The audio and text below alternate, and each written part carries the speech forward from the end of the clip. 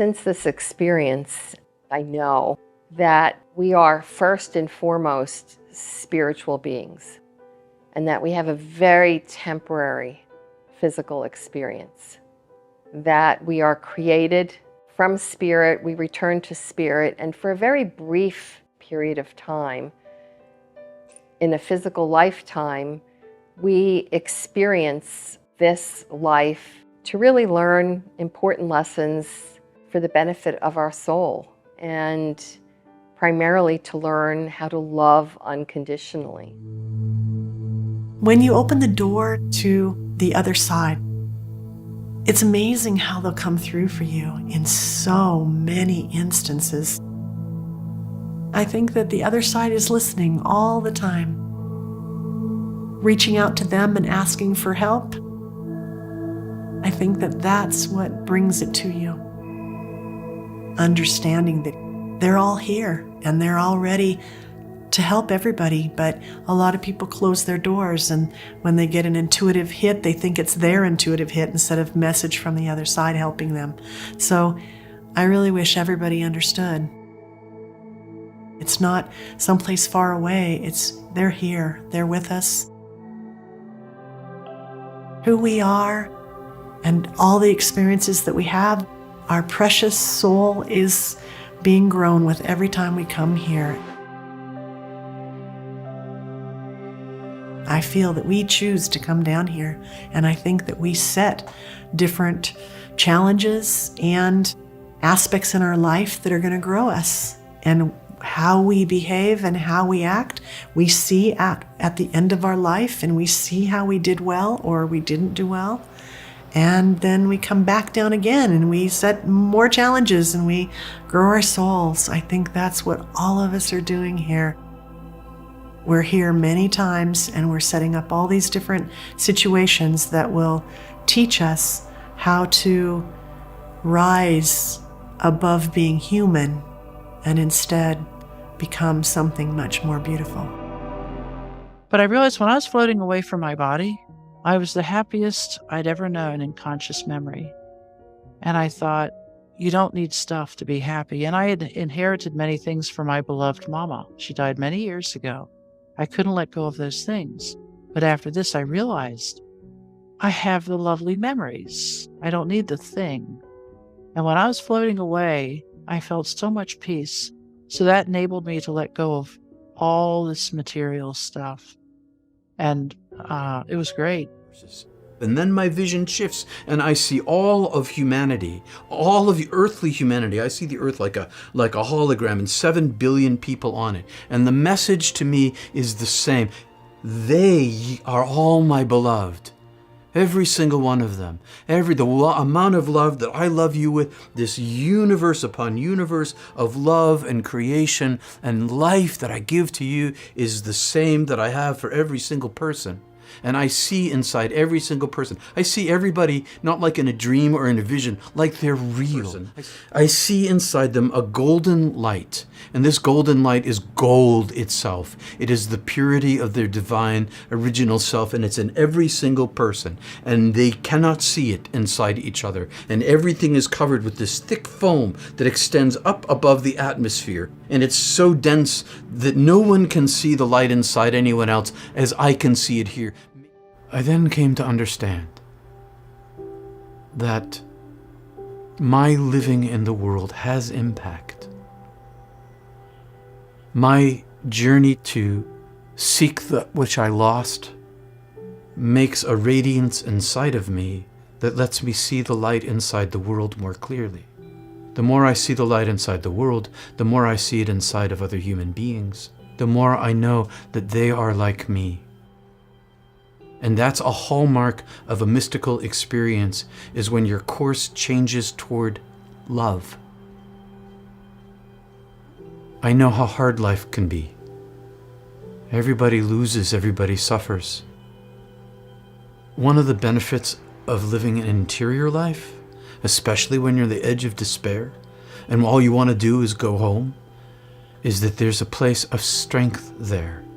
Your continual original self. The greatest strength that I have is knowing I'm going to die.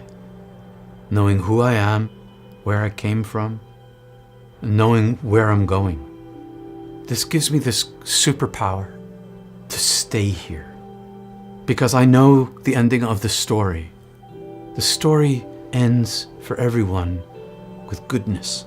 Time. My experience was I was being reintegrated into that singular oneness that connects everything to everything else.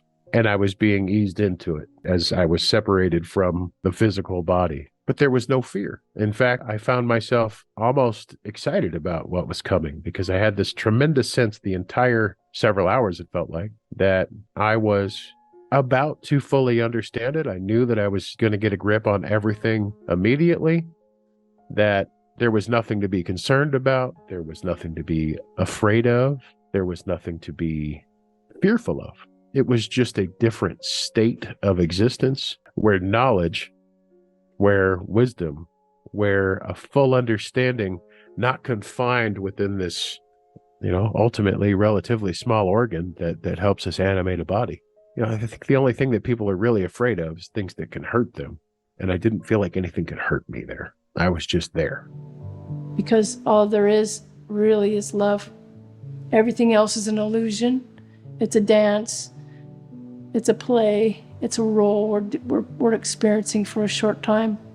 So the future, really, all there is hope and love. The physical body that you currently possess is just that. It's a possession. It's not you. That's a big one for me. So what I beg for in my interactions with people that I talk to about this life-altering experience is compassion is powerful. Looking for people's true motivations is powerful. Understanding the motivations and the fears and the excitement of other human beings will lead you to a path of reason and common sense and love. And I think love is more important than anything. I think it's the purest thing that you can experience because I was enveloped by it. There's no missing anything. You're more integrated with the system outside of the body than you are in the body. And that's kind of what we are, is an individual node accumulating a perspective that ultimately gets fed back into the system and becomes a possibility, an option for everybody else in the system forever. So your experience isn't ever lost.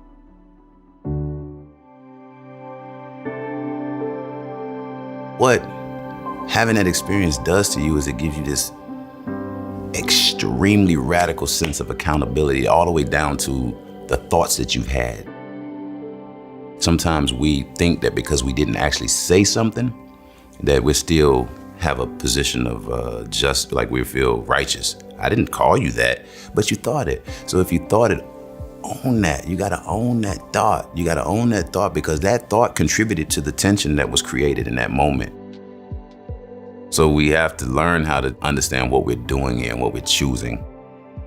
Don't allow tension and pain and confusion to persist for too long because it'll hurt you and it'll influence your perspective of reality in a way that's not. It'll give you a bias. So when you feel it, fix it so that the bias doesn't sit in you so long to where it's part of you and now it's hard to get it out of you. At least for myself, I feel that a big part of who I am is in spirit already, and that there's just an aspect of who I am that is experiencing this experience now as a human. But there are many people that have a strong ego in the world today, I think as a result of fear, not knowing who they really are. If you really knew that you were an aspect of the divine light, there would be no place for ego. Ego is a false sense of identity. We need ego in a sense to be able to communicate with each other because we're playing roles, yeah? So there's an aspect of the ego that's very important. And I don't even want to see this battle between ego and no ego because it becomes a duality in a sense.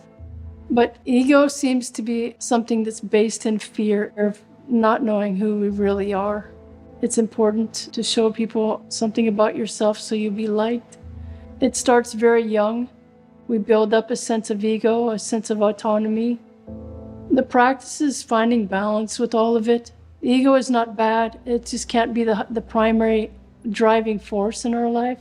Ego is necessary, but the primary driving force has to be the spirit, has to be the essence of love, has to be kindness. Otherwise, we live more in a defense Because if we have a big painting of who we think we are and something happens to that, then we can fall into a great despair when it falls apart. And eventually it will fall apart. We're all going to die. We're going to lose everything we invested in. And I started focusing on the orbs of light and the souls, and the message was given to me that nothing could harm the souls. No matter what these events were, that the soul remained immortal and intact.